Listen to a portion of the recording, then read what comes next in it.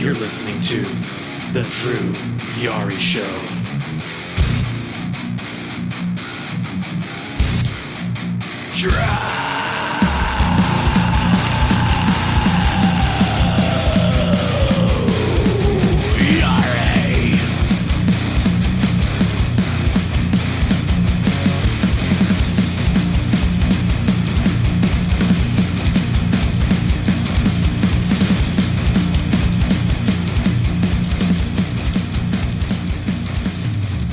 Hey, what's going on, guys? Welcome to a new episode of the podcast. It is Friday, and do another solo show. Haven't really been able to get a lot of people on. Everyone's busy. Everyone has their schedules, which I'm fine with. Sometimes it's good to do solo shows. I guess it depends on the day and like how much time you have during the day, and maybe I guess the topics or whatever, so you can just get shit done in under an hour and just go about your day. But we're hopefully thinking about doing something tomorrow for the Patreon. But I still gotta talk to the boys and see what they're doing. But all signs are pointing to that we're gonna do something tomorrow. So stay tuned for that. But tonight you just have me. But as far as like wrestling goes, it's been a pretty interesting week. The wrestling shows weren't all that great. We can just jump into it. Because tonight's going to be a kind of not a slow night, but I guess kind of a short night. I said I was going to do a watch along of SmackDown, so I was going to watch a little bit of SmackDown, maybe like the opening segment, the opening match. So we'll see where that takes us. It's 6:23 here in San Antonio at the moment. But Raw was Raw. What else could you ask for it? What was really memorable about Raw? Really nothing. I didn't, in my defense, I didn't really watch the end. I didn't watch the main event. Charlotte and Nikki, I heard it was okay. But that's about it. The whole Nikki Cross thing. I like Nikki as a person. I think she's a sweetheart. I think she's very hard to dislike. Just the superhero gimmick. It's like Kevin Castle said, it's not for us. It's not for grown-ups, it's for kids. It's a kid thing. So we can't really hate on it too much, but as adults it's a shit gimmick. It's dumb. It worked for Hurricane Helms because Hurricane Helms was able to get that shit over. He put himself in a main event program with The Rock, where The Rock actually let him beat him. Y'all remember that? Hurricane Helms beating The Rock in the main event on an episode of Raw? I remember that. Hurricane Helms was over at one point, and then Shawn Michaels just killed all that momentum that he had. Oh, man. But, I'll try not to do too much of that clearing my throat shit. Other than that, on Raw, there's the Goldberg-Bobby Lashley thing, where Goldberg came out and called him out and said, you're next, I'm going to be the champion, blah, blah, blah. Goldberg's son, who's went from being a pudgy fat kid to he's 15 years old, so I'm not even trying to make a joke about that.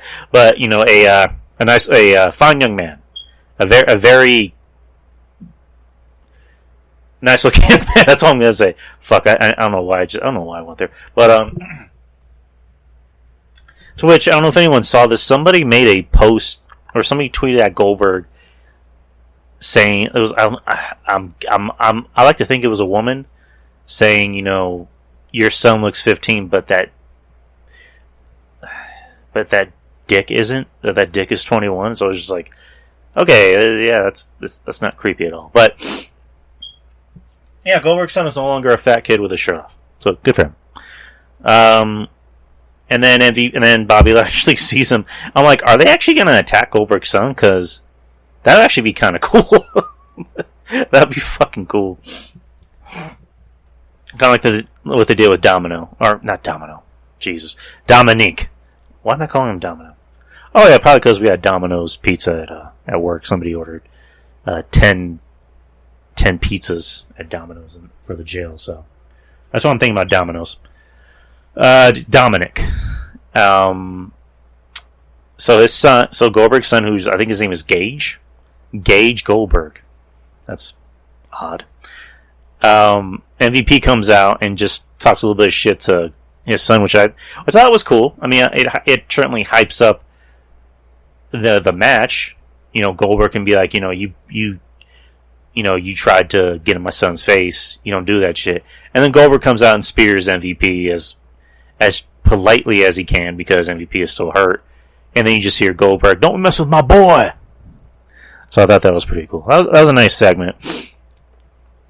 And Karrion Kross versus Keith Lee part 2, or technically 3 because of their NXT title match from last year, which I guess you can call this part 2 since this is their main roster feud. Keith Lee going over. I mean, I know I talked about the Cross thing. I know he's not buried, but it's just there's a podcaster that Kevin Castle mentioned where the way they're booking Cross on Raw compared to how they book him on NXT is vastly different. Because you look at NXT, he's coming out in a leather jacket, he's driving the really cool muscle car, he has Scarlett, he has the kick-ass entrance, and on Raw he just comes out as just another wrestler. He just comes out, minus the fog noise and the cool entrance and Scarlett and the leather jacket and the car, and he just comes out as another wrestler. Which I still don't get it. I still can't really wrap my mind behind how Vince can see Cross, or how anyone can see Cross, and go, nah. As far as people in the back, because you would think Vince would see Cross and go, that's my main event at WrestleMania. Or same thing with Kevin Dunn and Bruce Pritchard. God damn it. But, the story on Raw is that Kevin Dunn and Triple H have never liked each other.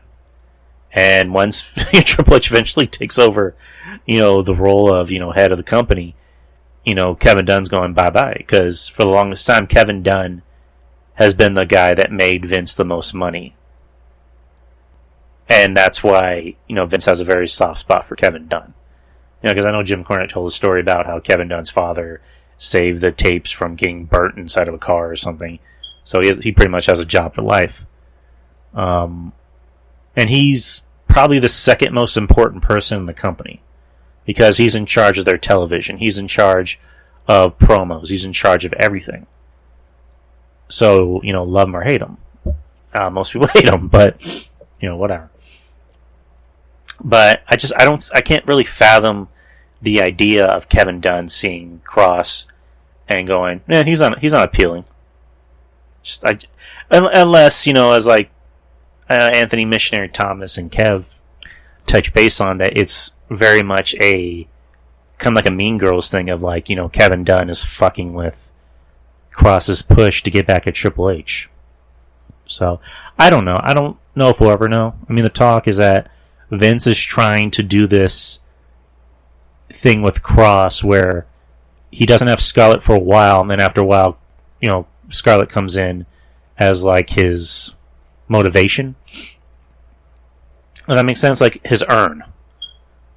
She would be Paul Bearer and the Urn all in one. And I mean, that's an okay idea because Cross can't be undefeated. He can't. The whole undefeated thing I think is stupid. I mean, you get somebody over as much as you can, but you got to make them lose.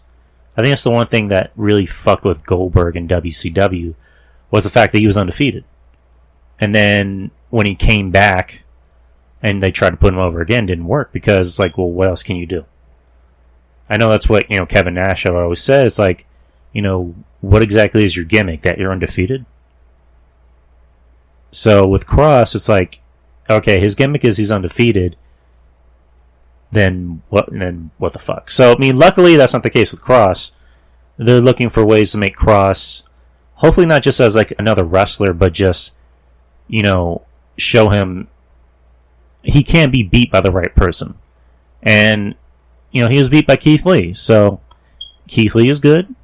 I mean, because Keith Lee really needed that win. So I'm assuming we're getting part 3 next week, and then they're going to lead up to something with Jeff Hardy at SummerSlam, who, by the looks of it, I think he'll be coming back to Raw on the 16th, which that's actually going to be in San Antonio, hopefully, because with the rising number of COVID, coming back and Delta variant, I was thinking of buying tickets, but I'm going to wait until it's actually like good to go to actually go, because I doubt there'd be another shutdown or a lockdown. I mean, because my sister-in-law had said, I think the government's just going to let us die. Like, they're not going to shut it down because financially they can't afford it. Financially, the country can't afford it, so I think they're just going to let people die. Like, people who don't get the vaccine, it's just like, fuck them. But that's all the political talk for the show. But what else was I going to say? Yeah, rest of the show, just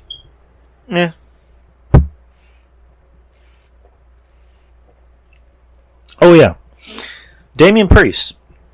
This guy seen Damian Priest back. Damian Priest, he's getting over. The crowd really seems to be into him. Because it's weird because I'm talking about Cross and they've taken a lot of aspects away from Cross, but Damian Priest they let him keep all his shit. Like, they let him do his entrance, let him do the bow and arrow fire shit, and I mean he's been able to stay over and get a reaction. Who would have thought about that? Like, I like him. Like, he just has natural charisma, and he can talk. He's very engaging. He comes off as very likable and intelligent. The bit that he's doing with Morrison and Miz, I think is great. Miz, say what you want about him, Miz works overtime to get people over, and he's working overtime to get Damian Priest over. So is Johnny Trip Trip, America's Most Wanted. Ooh, just that word. I'm starting to like the gimmick, because before, the one thing we've always said about John Morrison was great wrestler, but he just has the personality of a raisin, because he always had that very kind of dry, Southern California drawl, like, hey dude, let's go surfing, dude. Yeah, dude, I'm gonna do some parkour, dude, bro. And leaves, goes to Impact, goes to Lucha Underground, goes to AA, comes back. They put him back with the Miz, which, I mean, personally, I think he when Miz got hurt, I was like, maybe they should just let the Miz stay home and just let John Morrison get himself over. But Morrison has kind of gotten himself over with the Miz, like he, with this whole Johnny Drip Drip thing. One of my favorite segments that he did was at, I think, what was it, Backlash, where he was talking to the Miz, and he said, I think they were talking about Damian Priest, and he goes, he's going to fall into our thirst trap. And then Miz just goes, I'm not sure you know what thirst trap really means. Yes, I do. But I like Morrison. Morrison and Priest, I think, is going to be a great, feud. Because, again, Morrison can work, Morrison can bump. And, Priest can work. So, I think Priest is well on his way to main eventing a pay-per-view. I mean, keep that title on Lashley as long as you can. And, the main event of WrestleMania, or one of the main events of WrestleMania, you can have, Bobby Lashley versus Damian Priest. That would be a great feud. I mean, it would be a great feud because you have two guys that actually look like grown-ass men. So, yeah, Damian Priest can win the Royal Rumble. Why the fuck not? I mean, he has the it factor. He can talk. He can work. He looks like a grown-ass man. He talks like a grown-ass man. And the ladies love him. And the men want to be just like him. Or men want to be with him, too. Why the fuck not? It's 2021. But I love Damian Priest. I wasn't sold on him at first. The first time I saw him, I'm like, there's something about this guy that's missing. Like, I can't really put my finger on it. Like, he's not terrible, but it's just like, I see him and I'm just like, why? What's the appeal of him? And then over time, I can't really say what was the moment. I like to say it was his match with might have been Bronson Reed, where I just went, okay, that's it. That's why I should like this guy. So, and then I watched the WWE documentary about him, where he's talking about being a bouncer and working in wrestling, and he said he was at a point where he just didn't care about how he looked, and even if he did bad in the ring, and he came up as a very humble guy.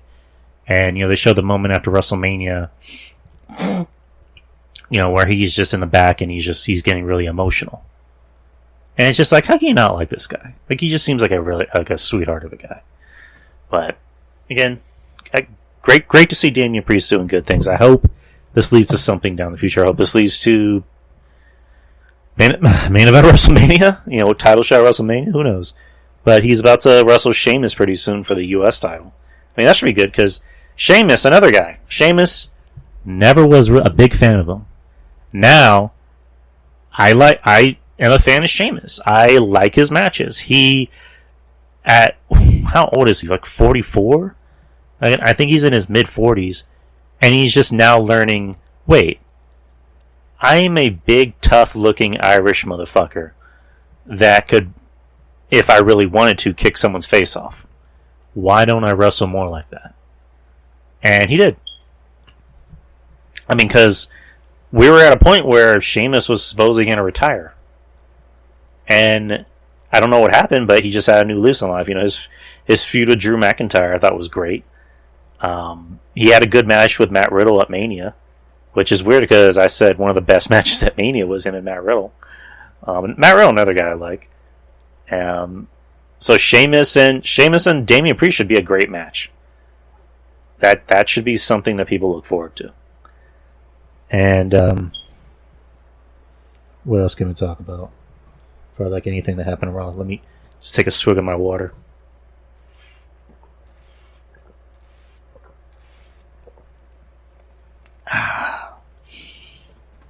That's some good water. Really nothing else I can really think of that was that memorable. Again, I didn't watch the main event. I heard it was okay, but I can't really speak on that.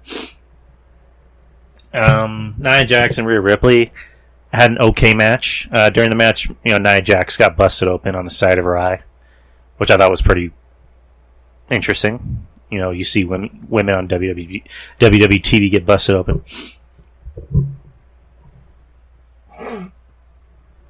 God damn, I need to go to the doctor for that shit. But overall, Raw was Raw. Nothing really stood out about it.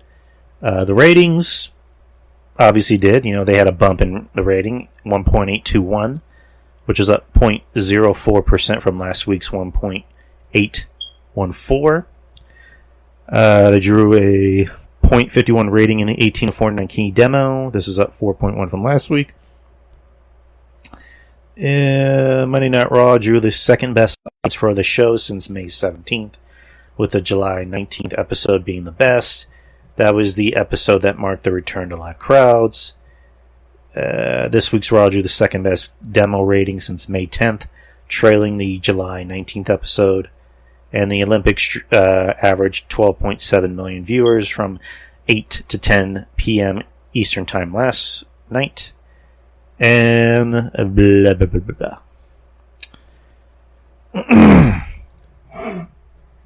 But, yeah, I mean, good for Raw.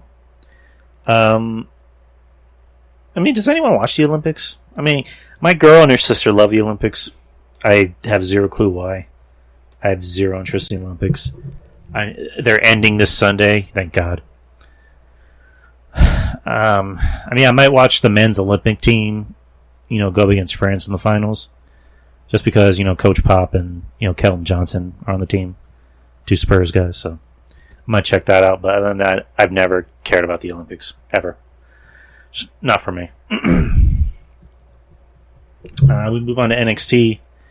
NXT I didn't really watch. It was on Sci-Fi for the second week in a row because the Olympics. They should be back next week on USA since the Olympics are already ending. I know there was the match with Johnny Gargano and Dexter Lumis.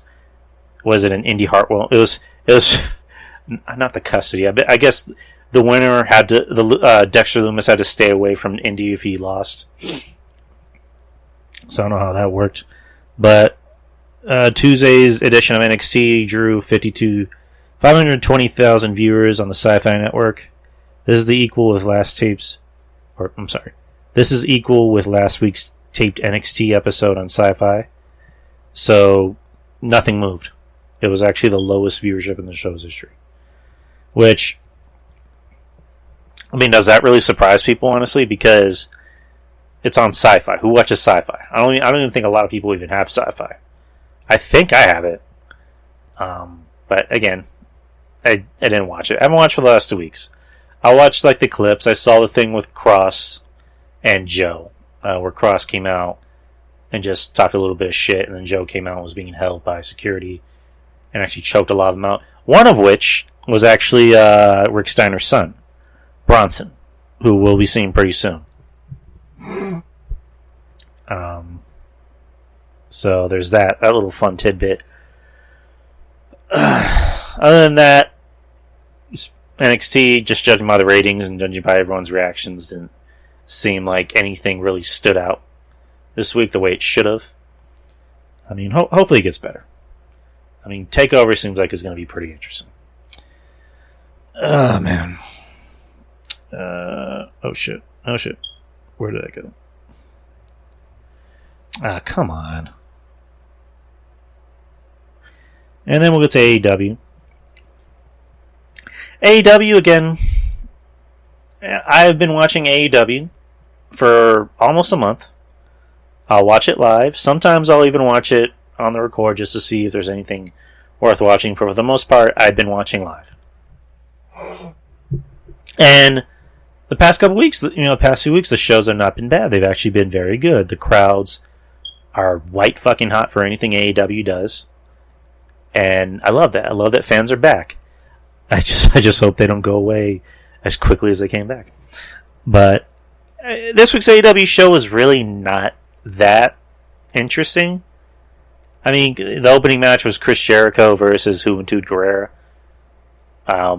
It was a stipulation. Was it the third labor of Jericho? MJF picked Juventud last week after his match with Nick Gage. Which, I mean, I guess I can talk about that. But let me just get through the Juventud match. But Juventud actually looked pretty good. He looks like he has not aged in a long time. The last time anyone ever really saw him was in WWE when he was with the Mexicools, and then he left. And he's like in his mid-40s, and he looks amazing. But, the point of the stipulation of the match was that Jericho had to win with a move off the top rope. Which at Jericho's age, oh boy. But, I mean, obviously Jericho won the match. Afterwards, I was gonna call him Bronson. Wardlow came out and beat the shit out of Jericho and Juventud. And announced, that his fourth labor is going to be against Wardlow with, I believe MJF as either the special enforcer or the special guest referee. So, there's going to be a lot of fuckery in that match. If I had to guess anything, maybe Jericho is going to, knock out MJF and, count the 3 count for him by using his hand. I mean, that's happened before. I don't know what's going to happen. But this match between MJF and Jericho, it's obviously going to happen at All Out. Hopefully there is an All Out.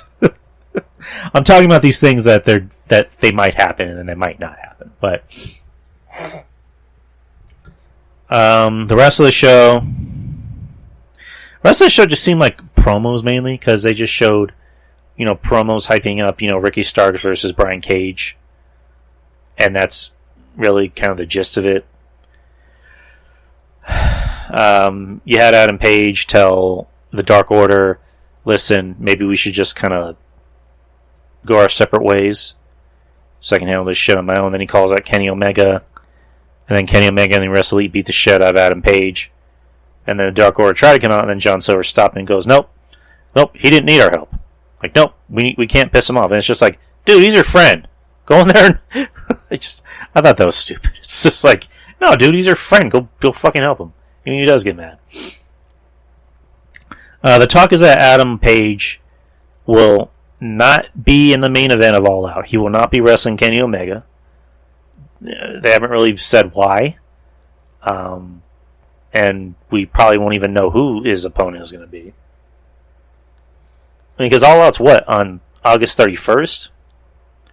Or is it August 31st or September 31st? Hold on. I need to look that up.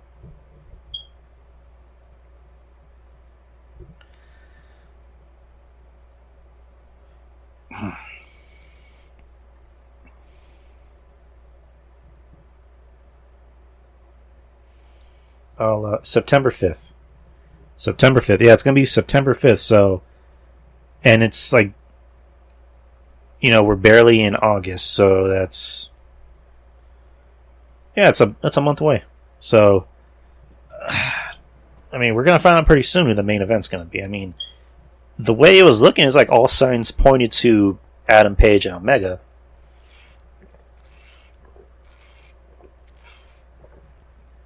Now, apparently it's not, which I don't get why, but I mean, who else do you put in that spot? Christian? I mean, that'd be a good match, but why? Like, why are we getting Christian and Kenny? I mean, are we going to talk about how they confronted each other on Christian's first night in AEW? And it went nowhere after that? I mean, I don't know. But, I mean, Adam Page and Kenny just seem like the way to go. But I guess it's not. So, AEW likes to work. What else happened on AEW that was worth talking about? Yeah, the debut of the former Everrise, who's now 2.0, and a partner whose name escapes me at the moment, versus the team of Jon Moxley, Eddie Kingston, and Darby Allin. Of course, the trio of Allin, Kingston, and Moxley won. But it was nice seeing Everrise get a shot. I liked Everrise, and they got released. That was just weird. And what else are we talking about? Again, a lot of promos. They showed the match with FTR and not Ortega, Hernandez and Ortiz. And that spot with Cash just looked grody. I mean, I don't know if you guys remember the match, but there's a spot in the match where Cash is going over the top rope, and his forearm gets not stuck, but like something snags the side of his forearm, and it's just like a really nasty gash. And I believe that they had to call an audible and end the match, like as soon as that happened. And I mean, poor Cash. I mean, I hope he gets better soon. I like him. He's out of the two. I think he's the better wrestler. Between him and Dax, I think he's the better wrestler. And I hope this feud continues. I hope this is a match we see at All Out. Maybe make it like a 2 out of 3 falls match, or I don't know. But I like the match. I want to see more of those two. It's almost criminal how those two should really be the best tag team, the top two teams in AEW, but the Young Bucks, it's just all about them. The Young Bucks are holding... Why does nobody like to talk about that? Why does nobody like to talk about how the Young Bucks hold back talent? Or they bury talent? We don't see enough of a lot of people. We don't see enough of MJF, or Sammy Guevara, or Thunder Rosa, or... I was going to say Britt Baker. I mean, all she really does is come out and talk. Or, Hernandez and Ortiz and FTR. But we get a lot of the Young Bucks, dressing in Hawaiian shirts and, wearing fake beards and fake mustaches and really bad, Millhouse's dad, can I borrow a feeling earrings? And Kenny, who, I put this on Twitter, Kenny does not act like a world champion. Like, I see him, and I don't see world champion. I see him in the way he acts and talks, and it's just like, this guy's a jerk-off. Like, it's like Shawn Michaels in the 90s, but at least Shawn Michaels was entertaining, and that fit him. Kenny is trying to act like somebody he isn't. Like, he's just a jerk-off. I really don't like it. I was never a Kenny Omega fan. But this guy he does not act like a world champion. Brian Last, said it best. Kenny Omega acts more like an Intercontinental Champion than a World Champion.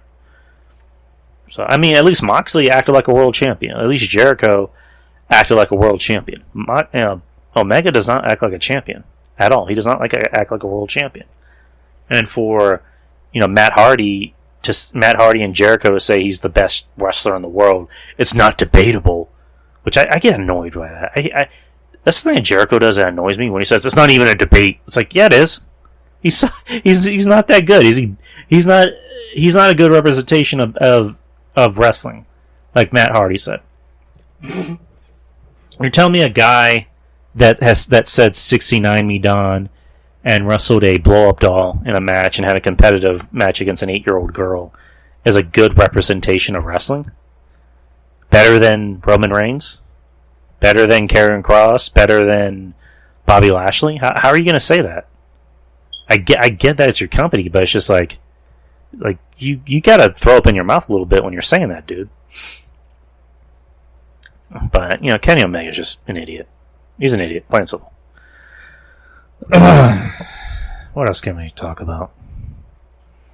I guess we can get to the main event. The main event, Malachi Black, the debut of Malachi Black with a really cool entrance. I personally think it really would have added to it if he came up from the ground like Gangrel. I thought that would have been cool. Other than that, I thought the entrance was great. I thought the mask was great. I dig where they're going. The whole, satanic goth. I like it. Cody coming out dressing like Homelander, which I'm surprised nobody's ever asked him that. It's like, are you purposely trying to look like Homelander? Like, did you think you were going for Surfer Sting? But you really do look like Homelander when you go to the ring. I mean, Cody is the best heel in wrestling, but we don't know it, and I don't even think he knows it. And that's just so weird. And I don't hate Cody, personally. I don't really hate him like a lot of other people do. I mean, I don't like a lot of the shit he does. I don't like how dramatic he gets, which that's something we'll get into in a little bit. A lot of his matches aren't bad, because one thing I can say about Cody, at least he looks like a wrestler.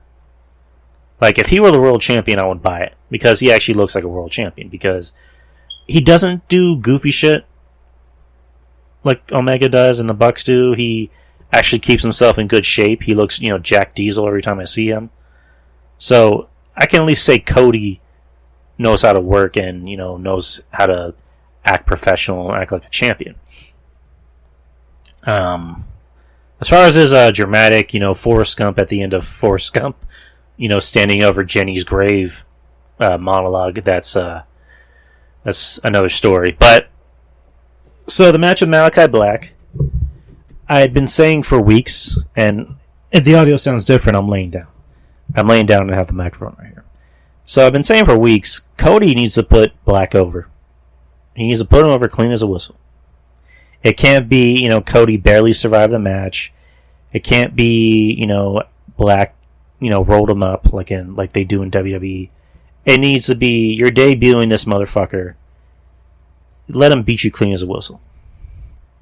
And sure enough, the majority of the match is Black is beating the shit out of Cody. He's kicking his legs. He's making sure he can't do a figure four. And then there's a spot in the match where Cody is getting his win back. So he goes to the top rope. There's Cody. There's a spot in the mat. There's a spot where he goes to the top rope, and then Black stops him, and then he kicks him. But Cody decides to do the whole "I'm going to sell the shit out of this," and jumps all the way off onto the side onto a table. Which, I mean, the crowd liked it. It was a nice looking spot. But I'm just like, Cody, come on.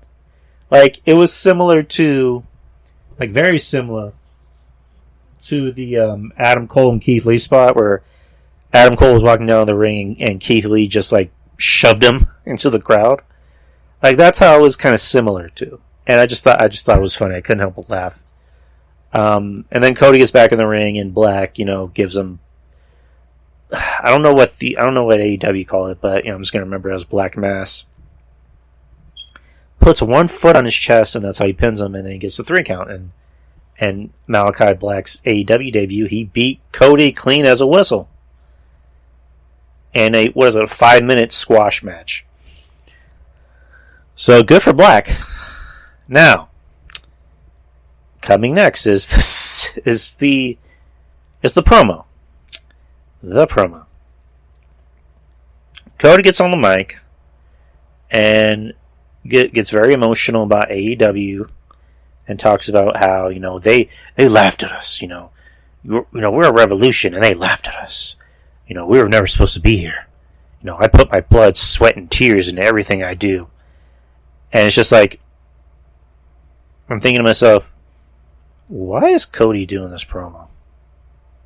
Especially right now. Like, why does he want to quit after losing one match?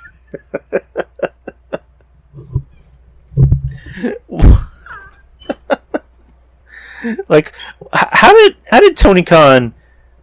Okay, how did Cody present this to Tony Khan, and Tony Khan automatically just didn't think, no, Cody, that'll actually kind of make you look like a bitch. Like, that would actually make you look like a straight-up crybaby if you do that. And I don't know. But yeah, he gives this really weird, kind of off-putting promo about how, he's put his blood, sweat, and tears into everything. And I realize it's almost 7, so I don't know if we'll have time to do a watch-along of SmackDown, but... And he's just talking about how he's giving implications that he's possibly going to retire. And then he takes his boot off and leaves in the ring. Which I'm like, wait, why not both boots? But, and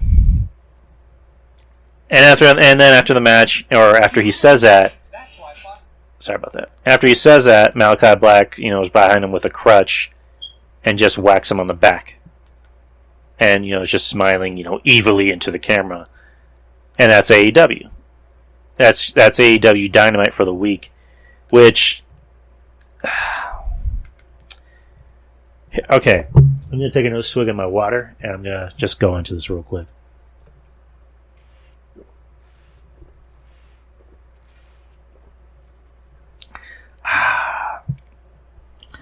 Okay. Here's what I would have done. If you gave me the pencil. So, that promo should have been saved for next week. Or the week after. Or another time. Here's what I would have done. Cody loses his confidence because Black just single-handedly beat the shit out of him. Without even blinking. And after that, you can have it to where Cody is losing his confidence. Like, Cody starts losing matches. Or Cody wins a match, but he barely wins, and it's against somebody that's like not even on his level. And Aaron Anderson can be like, you look great out there, but you really had a hard time with him. You should have really beat him. And Cody can be like, I don't know, just it's an off night. I don't know what you want me to do. And then he starts losing matches and losing more matches, to where Aaron's like, "What the hell's wrong with you, kid?" And Cody's like, "I don't know." Well, I mean, I don't know if you should say that, but but you know where I'm going. And then Cody gives the promo of, I know I've been off my rocker.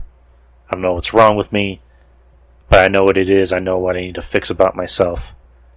I need to go away for a while. Like, do the I've lost my smile. Cody lost his smile. That's basically what this is. Cody has lost his smile. And he's going away for a while, and then that's when you have, Black come out and kick him right in the face. Or, what? Don't do that. Don't do that at all. But Cody is going away for a while because he's lost his confidence. Or he's lost his smile. Because Aleister Black did something to him that no other man has ever done to him in AEW. So that's what you could have done. That's wrestling 101. Like, come on. Like, I just wrote your best feud for you. Your possibly your best feud for you. I will be expecting my check in the mail.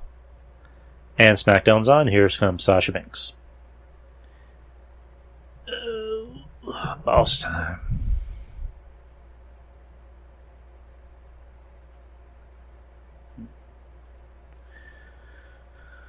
I'm glad she's a heel.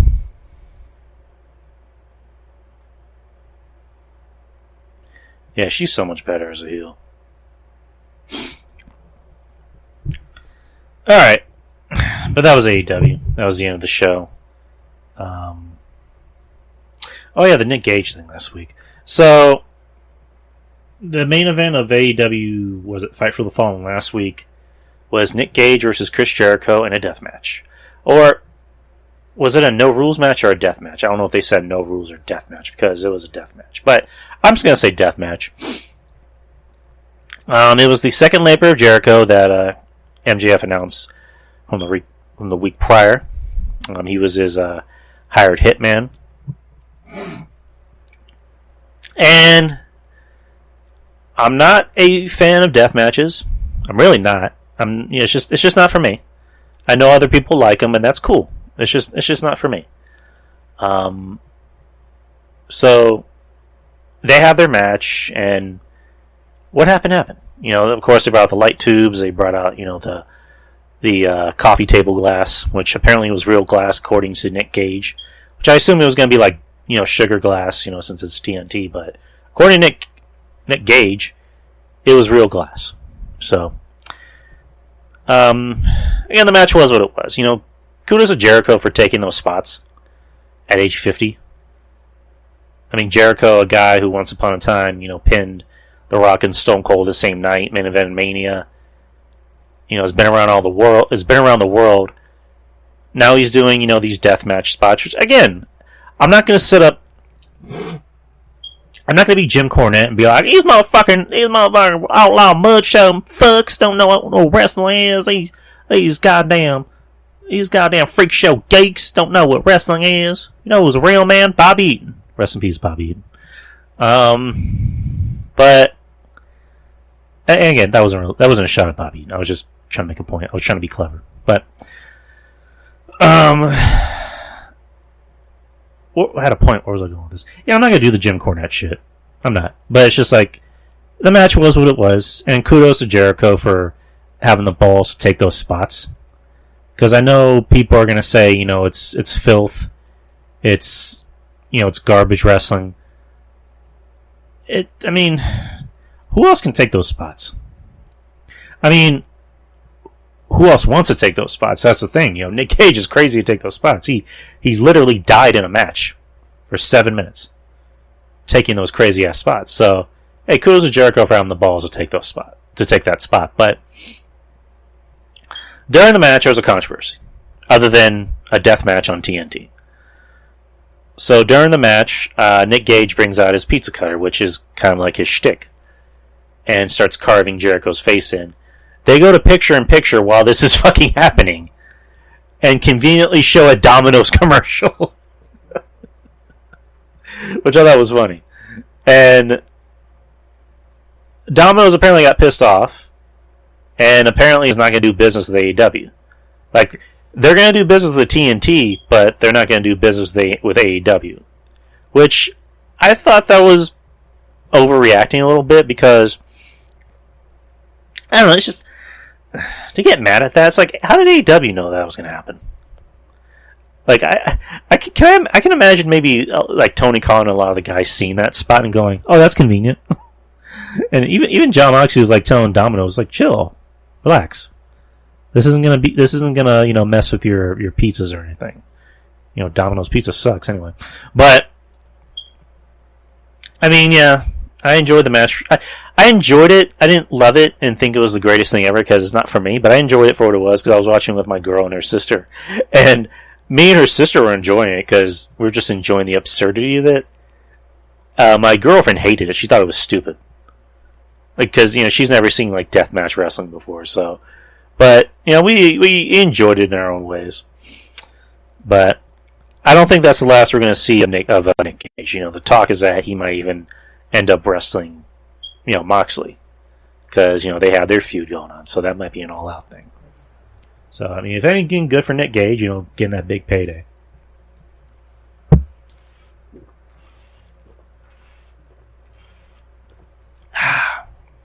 Because we all know Tony Khan, his pockets ain't empty, cuz. Alright, so SmackDown, Sasha's giving a promo. I don't know what she's saying. Bianca Belair's coming out and talking a little bit of shit.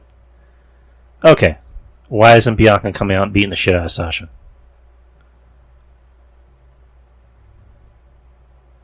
Yeah, I don't like that. You see, okay, I love Bianca. I don't like this whole smiling, happy babyface shit she's doing, because Sasha just beat the shit out of her last week. Like, she acted like she was her friend, and then she turned on her. Why isn't Bianca running to the ring? Why isn't she walking slowly to the ring and taking her earrings off and beating the shit out of Sasha? Or at least trying to attempt to beat the shit out of Sasha. Why are you still talking? Hold on, let me see what she's saying. You were literally begging me to choose you after I won the Royal Rumble so that we could main event WrestleMania and make history together. We, you and I. So it's not even that you want credit. You just don't want me to shine. And don't get it twisted, I've been shining and representing. Is Sasha running on the ring like a bitch? Like a scared little bitch? Oh, where are you going? Oh, was this something that I said? Yeah. Oh, what you gonna do? Take another 4 months off? Mm-hmm. I can do whatever I want when I want, because when you're a legend, when you're legendary, yeah. Okay, you know what? Yes, I will. I'll give you that one. Yeah, you are one of the great Alright, enough of this. Let's see. AEW this week drew 1.102 million live in line with last week's 1.108. It drew an overall cable rating. Oh, so it actually lost viewers. So, oh, here comes Zelina. It's funny, they made a big deal about bringing her back, and now she's just another wrestler on the roster. She has me blocked, by the way. That's something I like to tell people.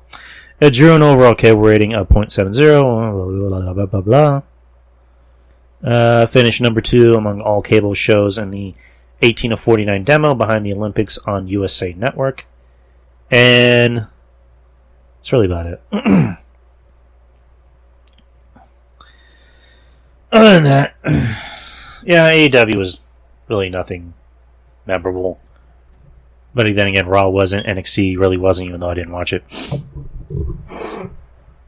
was a slow week. And it looks like SmackDown might be heading the same way. Other news. You have a release. Matter of fact, you have 2 releases. And then you have 2 wrestlers with expiring contracts. So, we'll get to the releases. The first big release, which has actually occurred last Saturday, Bray Wyatt. Bray Wyatt was actually released by the WWE, which caused, a lot of heat online from a lot of people. Of course, the wrestlers, Alexa Bliss, was very sad about it. Braun Strowman, posted a nice. He was cryptic, and he said, join me, brother, or join us, brother.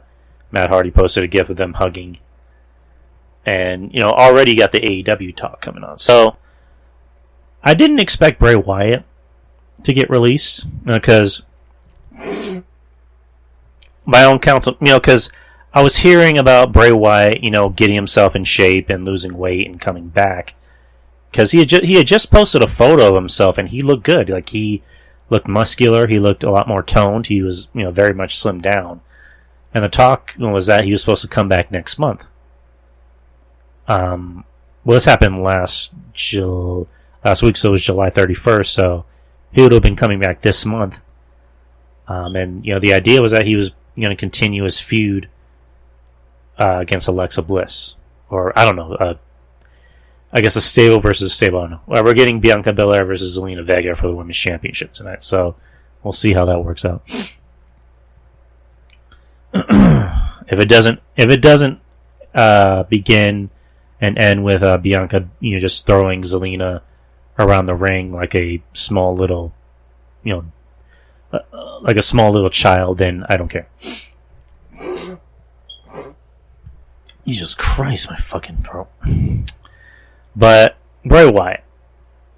I mean, I was shocked because I like Bray Wyatt, but the supernatural shit I never liked.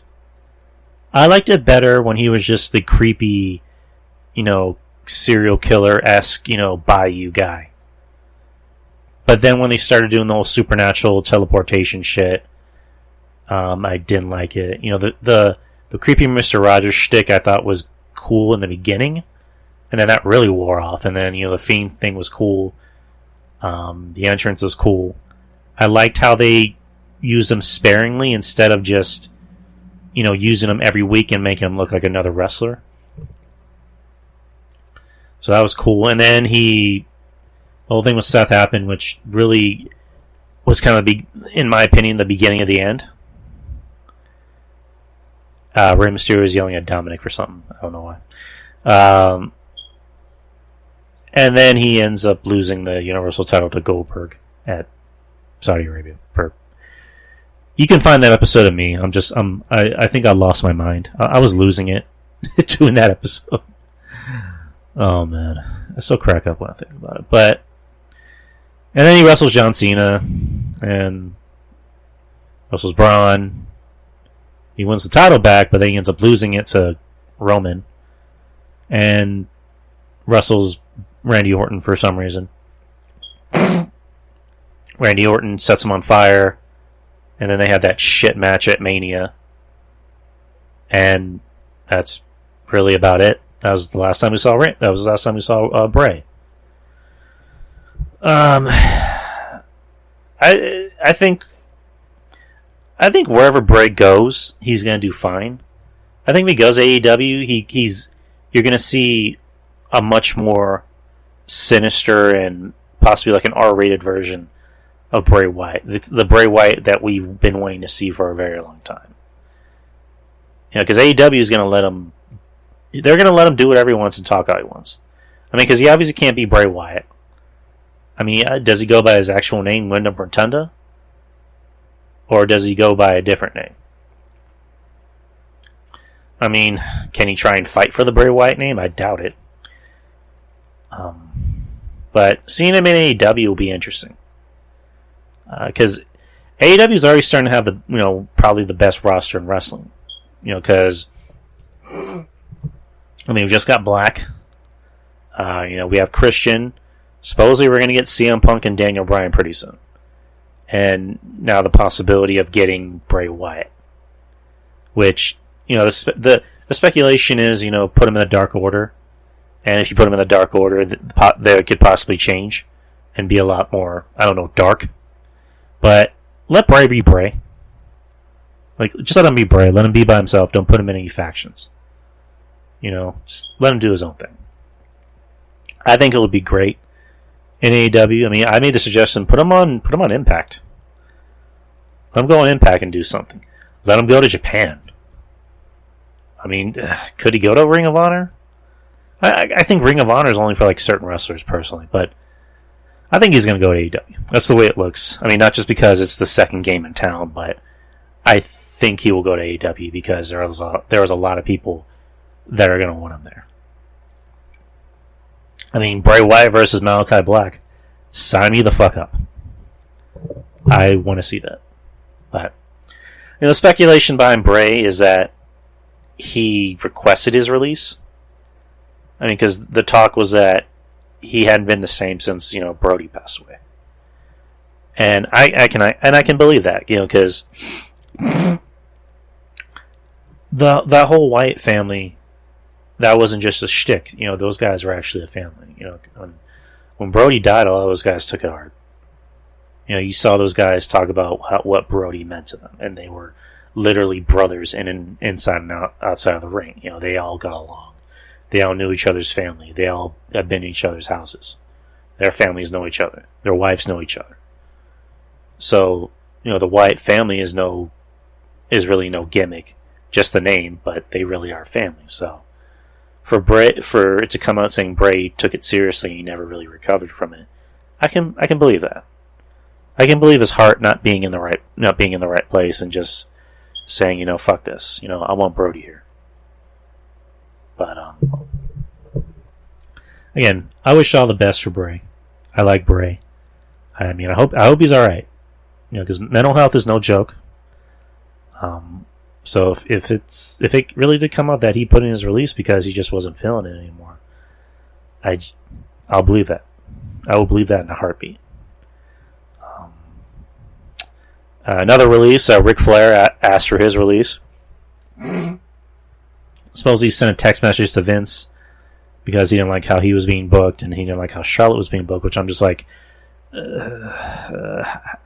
don't you like how she's being booked? Because she always looks strong. They always put the title on her. She's a 11-time women's champion. Like, how don't you like how she's being booked? But Rick was obviously unhappy and he wanted to leave. And again, more AEW talk is going around because he talked about him and Tony Khan are really good friends, which that's new to me.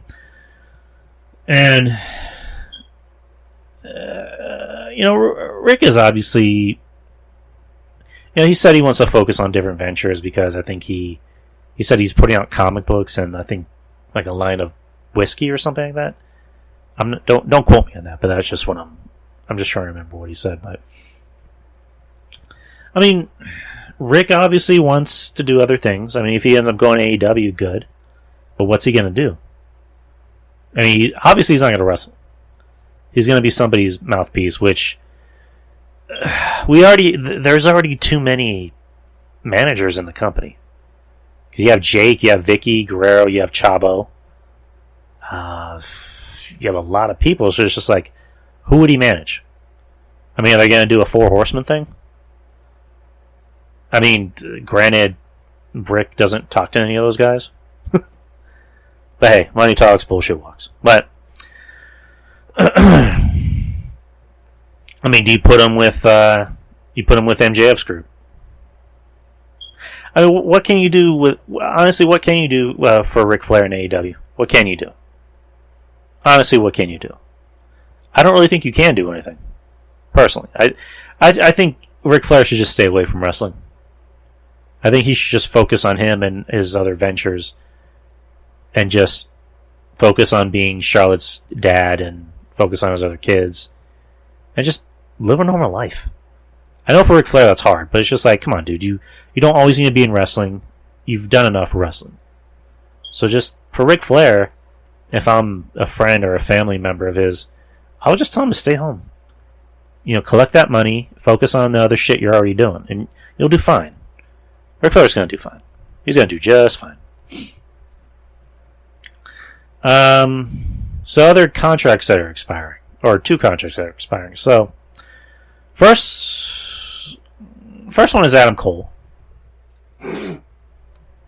Meltzer reported that Adam Cole's contract is set to expire after SummerSlam. It actually expired back in July, but he signed an extension to stay to work, basically for another month to work against, Kyle O'Reilly. And it just came out today that he's already negotiating for a new deal in NXT, and he's actually at the arena in SmackDown tonight to speak to Vince McMahon.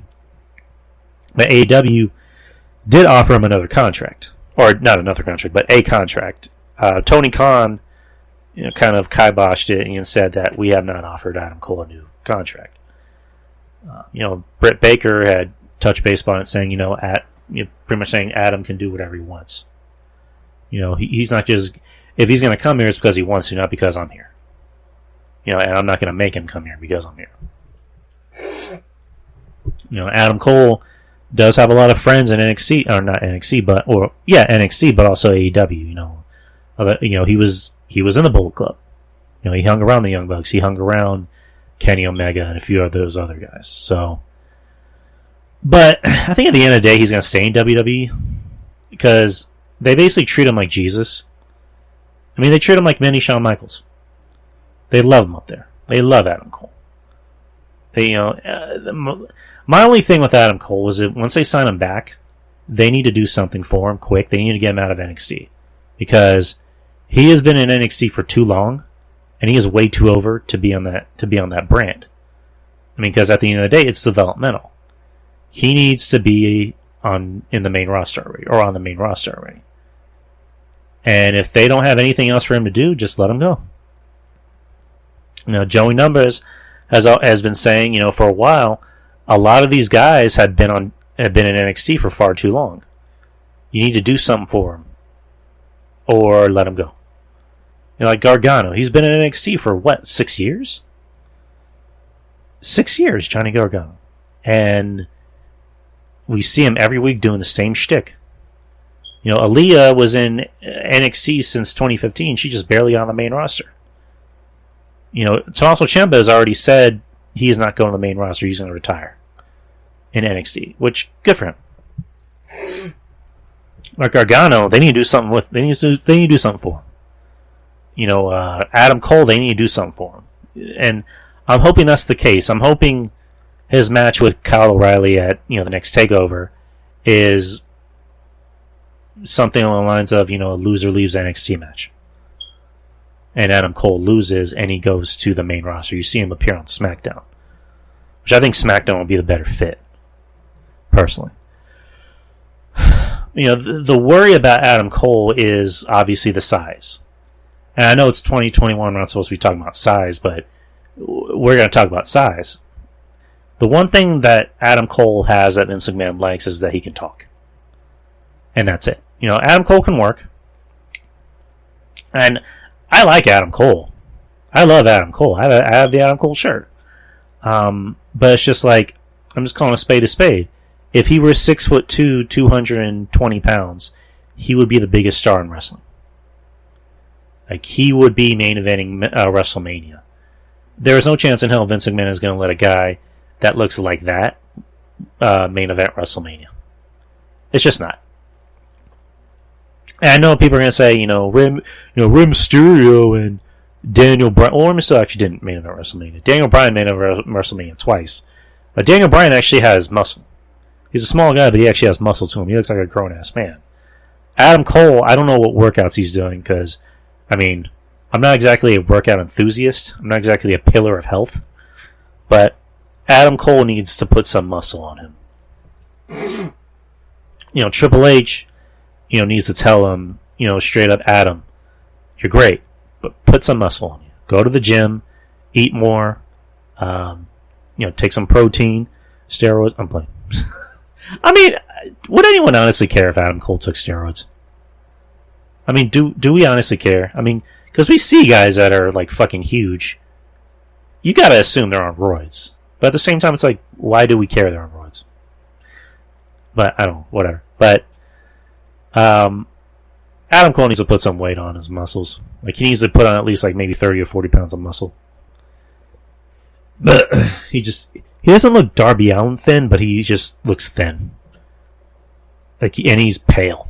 He is white boy pale. Adam Cole is white boy pale. There you go. But I think Adam Cole is going to stay. There really is nowhere else for him to go.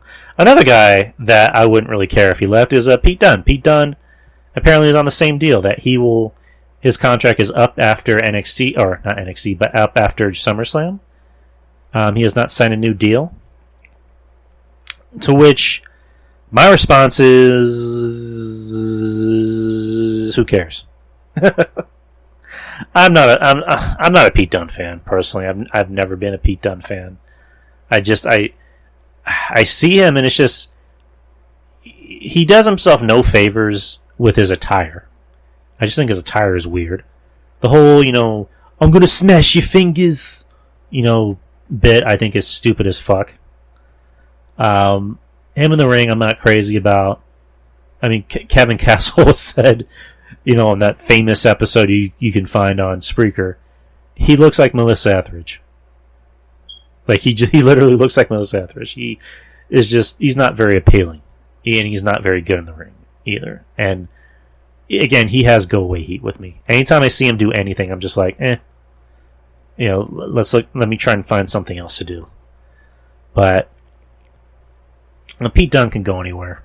I'm pretty sure he'll go somewhere else. Maybe AEW, maybe New Japan, maybe even Impact. I don't know.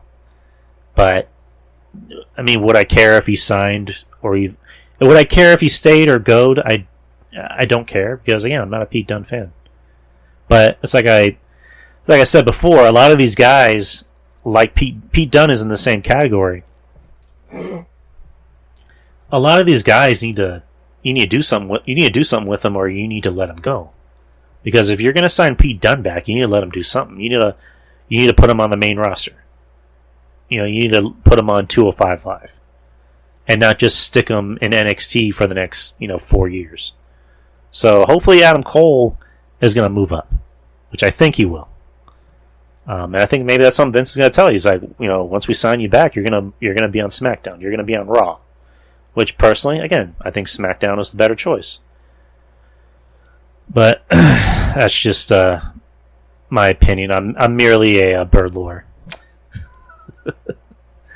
And Jey Uso is going for a top rope splash on Dominic. And 1, 2, 3. And Jey Uso gets the pin on Dominic. Dominic still sucks, by the way.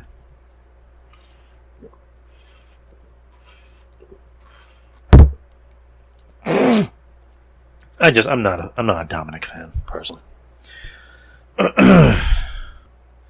Both of the Usos have red highlights. It's random. Anyways, guys, that's the end of the show. Again, hopefully I'm going to be doing something tomorrow on the Patreon with the boys, but I need to get a hold of them, see what the status is. But anyways, guys, thank y'all for listening. Shout out Wrestling Soup, Kevin Castle and Baseball Chicky on their podcast. Trez, Monty, of course, brother Monty, RJ, Jeff Littman, Andrew Carlick, Wrestling Court, Texas Podcast Massacre, Ruben Prime, brother, Relly, and probably forgetting somebody else. Oh yeah, Clark Street Wrestling Podcast, and just everybody else. Shout out to everybody that has a podcast. Oh yeah, Breaking the Apocalypse, John Draper, Bisho O'Brien, and Shaheen. And just everybody else has a podcast, everybody that supports the show, and everybody that's cool. I love all of you. Anyways, guys, take care, peace, and Martin Scorsese can suck my balls. Bye-bye.